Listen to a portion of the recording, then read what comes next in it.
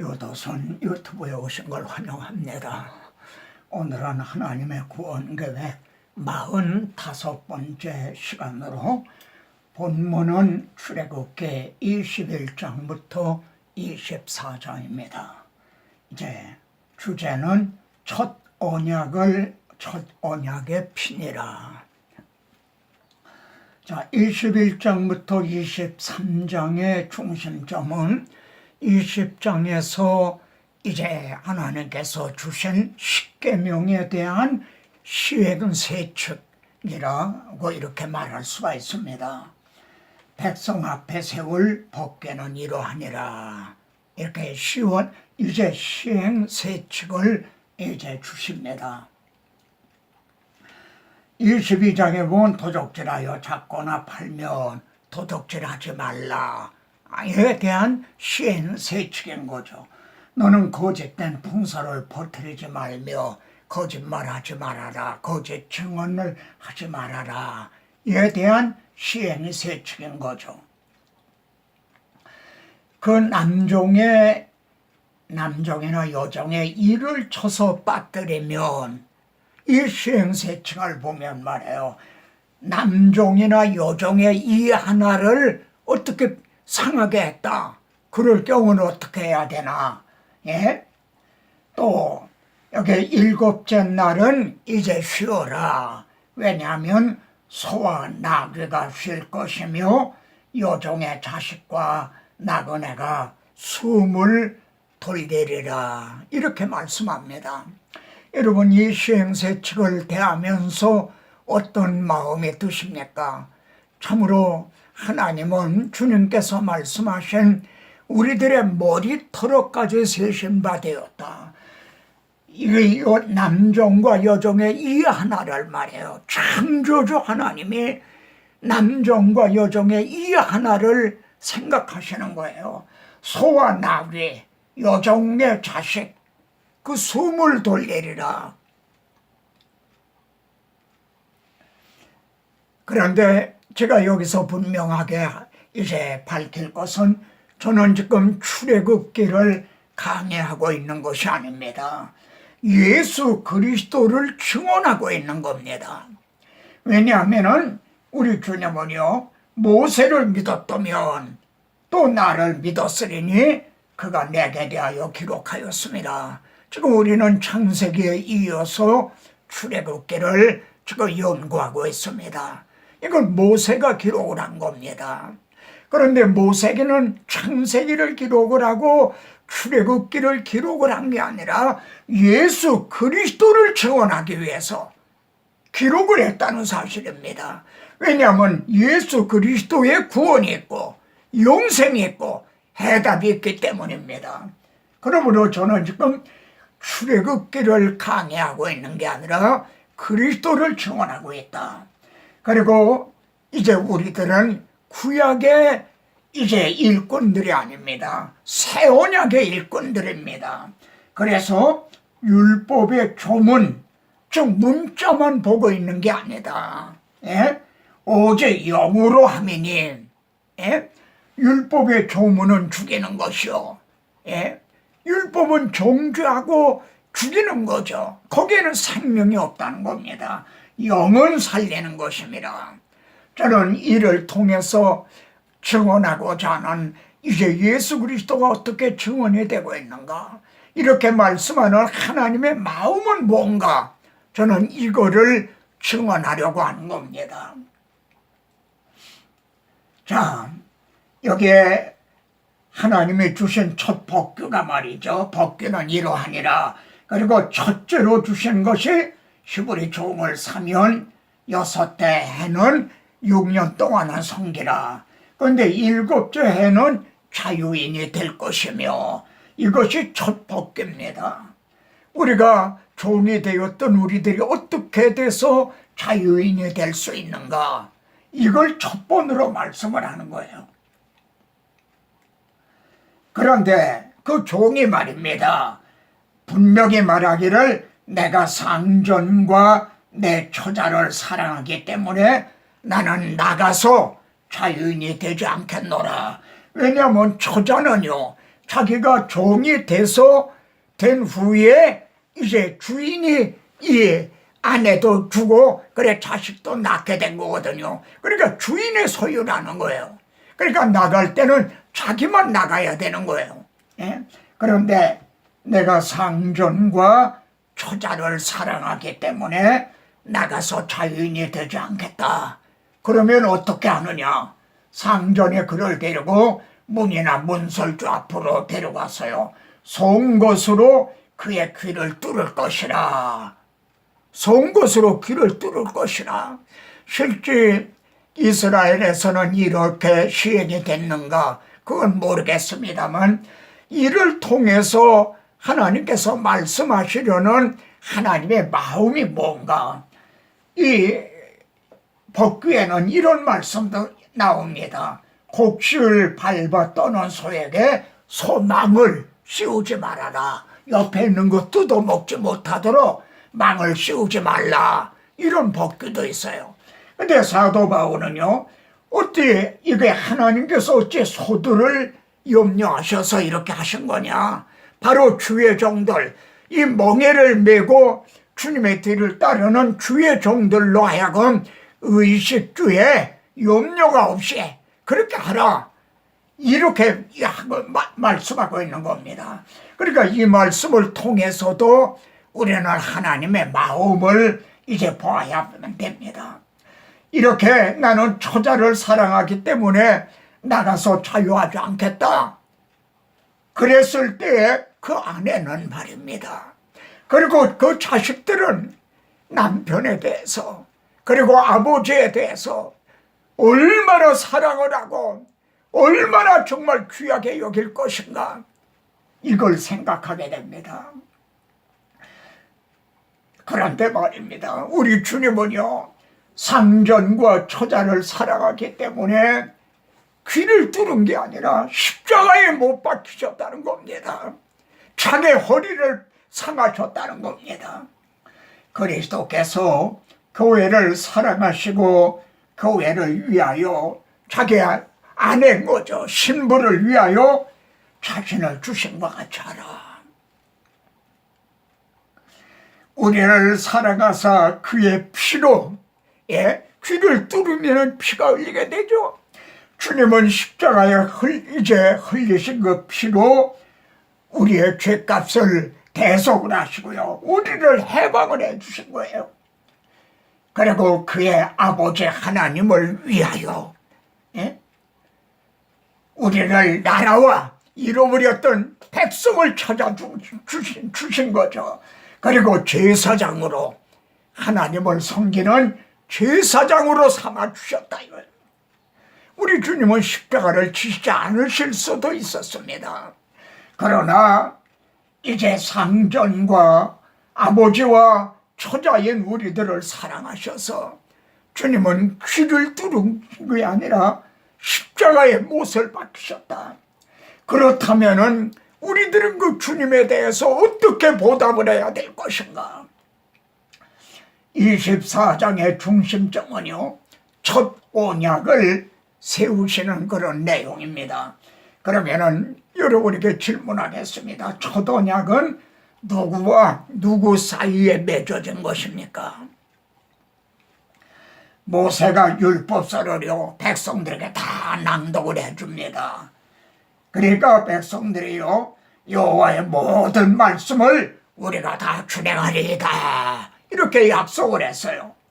그러니까 모세가 말이죠, 피를 가지고 백성에게 뿌리면서 말이죠, 이건 너희와 세우신 언약의 피니라 이렇게 말합니다. 그러니까 첫 언약은요, 하나님과 이스라엘 백성 사이에 이제 맺어진 겁니다. 율법을 통해서요, 우리가 율법을 다 준행하겠습니다. 그리고 맺어진 거다 이 말이에요. 그런데 여기에서 말이에요, 너희와 세우신 언약의 피니라. 그러면은 언약을 피로 세우는 부속사적인 의미가 뭔가? 왜 언약을 피로 세우는가 하는 겁니다. 여기에는 두 가지 의미가 있습니다. 첫 언약도 피 없이 세운 것이 아니다. 예? 왜 피로 세우느냐? 죄의 값은 사망이요. 그러니까 만일 너희가 다 준행하리이다 했는데 이걸 어기면 너희는 반드시 죽으리라.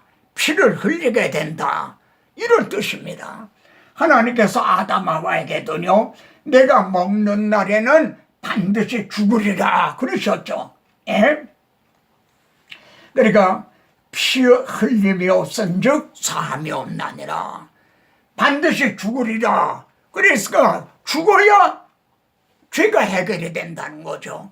그런데 복음이 뭡니까? 주님이 대신 피를 흘려주셨다. 죽어주셨다는 거죠. 그래서 여기에 모세가 뿌린 피가 뭡니까?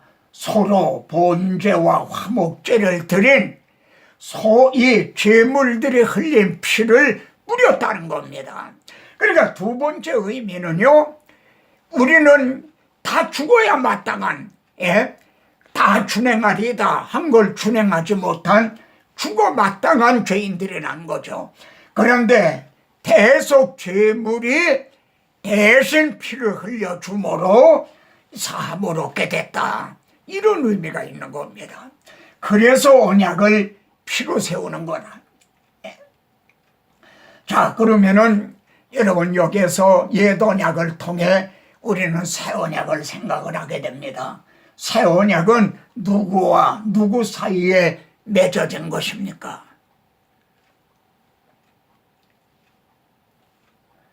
주님은 인자가 온 것은 대속제물로 주려 함이라.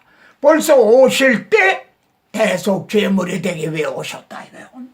그리고 흘리는 바 나의 피 곧 언약의 피니라. 십자가상에서 피를 흘려주신 거예요. 그러니까 이제 벌써 이제 하나님과 성부와 성자 사이에서 우리들의 죄를 대속하실 것을 벌써 언약에 약속이 되어 있었다는 거죠. 그러니까 새 언약은 하나님, 성자, 성부 하나님과 성자 하나님, 예수 그리스도 사이에서 이제 맺어진 것이다. 만일 새 언약도요, 하나님과 우리 사이에 맺어진 언약이라면 이 새 언약도 폐하여질 수밖에 없는 겁니다. 왜냐하면 우리는 그걸 다 준행할 수가 없으니까요. 그래서 그리스도 안에서 우리를 택하셨다. 벌써 이 의미 안에는 그리스도 안에서 우리 죄를 구속하신다. 이런 뜻이 들어있는 거죠. 그들은 아버지의 것이었는데 하나님이 우리를 택하셨으니까 하나님의 것이었다는 거죠. 근데 내게 주셨으며 예수 그리스도에게 주셨다 이거예요. 왜? 이들의 죄를 내가 대속을 해라. 내가 대신 책임져라. 그래서 주셨다는 거예요.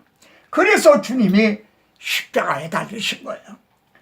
벌써 여호와께서 그를 상함받게 하기를 원하사 그래서 십자가라는 질고를 당하게 하셨다. 창세 전에 벌써 이렇게 약속이 된 거죠. 아, 그렇다면 처자가 된 우리는 그리스도의 신부죠. 하나님의 또 자녀인 거죠. 우리들은 어떻게 이 사랑에, 이 은혜에 어떻게 보답을 해야 마땅합니까? 그러면은 복음 그리는데요.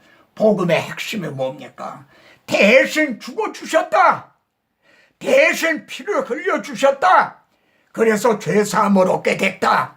이게 복음의 핵심입니다. 죽으심에 있는 거예요. 그럼 누가 죽으셨단 말이냐? 하나님의 아들이 너를 위해서, 나를 위해서 말해요. 대신 죽어주셨다. 이게 복음의 핵심인 겁니다. 근데 오늘날에는 이 복음의 핵심이 빠져 있다는 거죠. 옆으로 밀어놓고 있다는 거죠. 반드시 죽으리라. 그런데 우리가 원수되었을 때에 그 아들의 죽으심으로 말미암아 그 하나님의 아들이 대신 죽어주셨다 이 말이에요.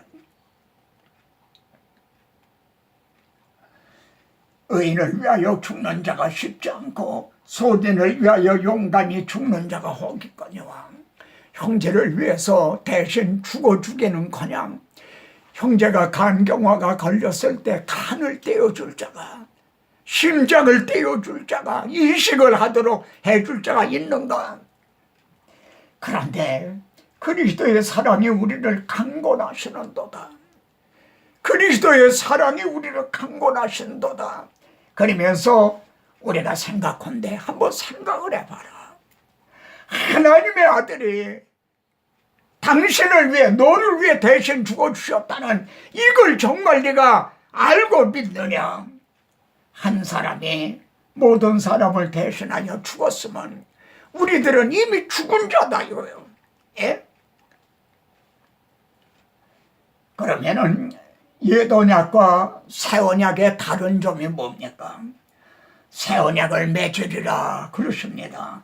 그리고 옛 언약과 같이 아니하도다 그러십니다. 그러면 왜 새 언약을 맺으시는가? 내 언약 안에 머물러 있지 아니하므로, 그러니까 옛 언약으로는요 그걸 준행하지 못했다 이거예요. 예? 또 준행할 수도 없었다 이거예요. 그 돌비에 기록된 그거는 준행하지도 못했고, 예? 준행하지도 않았다. 그래서 새 언약을 맺으리니 그러시는 겁니다. 그러면은 여러분, 새 언약은 어디에 기록을 하는 겁니까? 내 법을 그들의 생각에 두고 그들의 마음에 이것을 기록하리라. 생각에 두고 마음에 기록을 하신다는 거예요. 옛 언약은 돌비에 기록이 됐었어요. 근데 돌비에 기록된 것은 내 언약에 머물러 있지 아니하므로 지키지 않았다 이거예요. 또 지킬 수도 없었다 이거예요. 그래서 새 언약을 맺으시는데, 새 언약은 생각에 두고 마음에 이걸 기록을 한다는 거예요. 왜요? 마음으로부터, 생각에서부터 우러나와서 자발적으로 그 사랑과 은혜에 감사해서 순종하게 된다는 거죠. 순종의 삶을 살게 된다는 거죠. 이게 옛 언약과 새 언약의 다른 점입니다. 그러면 오늘날 그리스도인들의 마음에 이 새 언약이 기록이 되어 있는가? 그래서 거기서부터 우러나오는 그 감사와 감격으로서, 복음의 핵심은 뭡니까? 먹어라. 이게 복음의 핵심입니다. 이제 아담에게 하신 말씀은요, 먹지 말라 그러셨어요. 내가 먹으면 반드시 죽으리라 그러셨습니다. 근데 먹었어요. 예? 그러면은 새 언약 복음이 뭡니까? 이 떡을 먹어라 그러시는 거예요. 예? 먹으면 영생하리라 그러시는 거예요.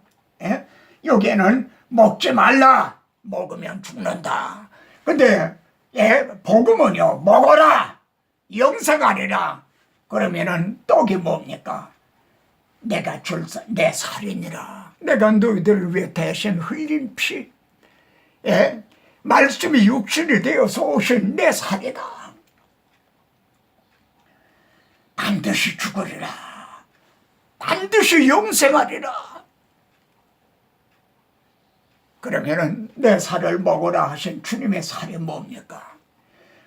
말씀이 육신이 되어 오신 복음을 먹는 것, 이게 주님의 살을 먹는 거죠. 그리고 살과 피를 마신 자는 어떻게 됩니까? 내 살을 먹고 내 피를 마시는 자는 내 안에 거하고 나도 그 안에 거하나니, 주님은, 나는 주님 안에, 주님은 내 안에 계신다는 거예요. 머리와 몸, 신랑과 신부, 포도나무와 가지, 그래서 합하여 한 몸을 이루라. 그래서 주와 합하는 자는 한 영이니라. 나는 주님 안에, 주님은 내 안에, 머리와 몸과 같은 한 영을 이루게 된다는 겁니다. 그런데 여기가 끝이 아닙니다. 기독교가 뭐요? 한마디로 한번 말해보쇼. 나에게 묻는다면 나는 주님은 나는 주님 안에, 그리고 주님은 내 안에. 이게 기독교다. 나는 이렇게 대답할 것이다. 주님은요, 내가 너희를 고아와 같이 버려두지 아니하고 너희에게로 오리라. 다시요, 너희에게로 오리라. 주님은요, 부활 승천하신 후에 너희에게로 오리라.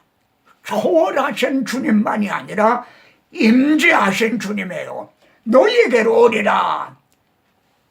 주님이 형제의 마음에 오신 거예요. 내 안에 오신 거예요. 그래서요, 왜 오셨어요? 그리스도의 남은 고난을 그의 몸된 교회를 위하여 내 육체에 채우노라. 그러면 여러분, 그리스도의 남은 고난 그러는데 주님의 먼저 받은 고난은 뭡니까? 십자가 고난인 겁니다. 그럼 남은 고난은 뭡니까? 십자가상에서 다 이루었다 하신 이루어 놓으신 복음을 증언하는 거. 그래서 잃어버린 자를 찾으시는 거. 그래서 하나님의 나라를 완성하는 거. 이게 주님의 남은 고난인 겁니다. 근데 주님의 남은 고난은요, 주 예수 내 마음에 오신 주님이 우리들에게 오셔서요, 내 몸을 통해 고난을 내 육체에 채워넣어라. 형제의 몸을 통해서 이제 주님의 남은 고난을 주님은 받으신다는 거예요. 그러니까 여러분이 복음을 전하다가 정말 핍박을 당하고 그러면은 그건 형제가 당한 고난만이 아니라 주님의 남은 고난이라는 거예요. 형제에게 냉수 한 그릇을 떠주면 그건 형제에게 한 것만이 아니라 주님에게 한 것이다. 이게 그리스도의 남은 고난을 그의 몸된 교회를 위하여 내 육체에 채우노라 한 그 뜻입니다. 그래서 나도 내 속에서 능력으로 역사하시는 이의 역사하심을 따라 힘을 다하여 수고한다. 바울은 내 혼자 자신의 힘으로 한다 그렇게 말하고 있지 않습니다. 내 속에서 능력으로 역사하시는 분이 계시다는 거예요. 너희에게로 오리라 하신 주님입니다. 그래서 자신도 힘을 다하여 수고하노라 이렇게 말합니다. 그러면 우리의 기도의 제목은 뭡니까? 주님은, 부활하신 주님은요, 아버지께서 나를 보내신 것 같이 나도 너희를 보내노라.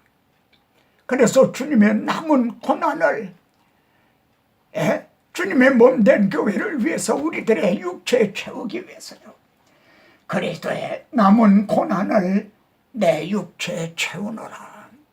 이것이 우리들의 기도의 제목입니까? 오늘 말씀이 이해가 되십니까? 아멘입니까? 저도 아멘입니다. 다음 시간에 또 뵙겠습니다.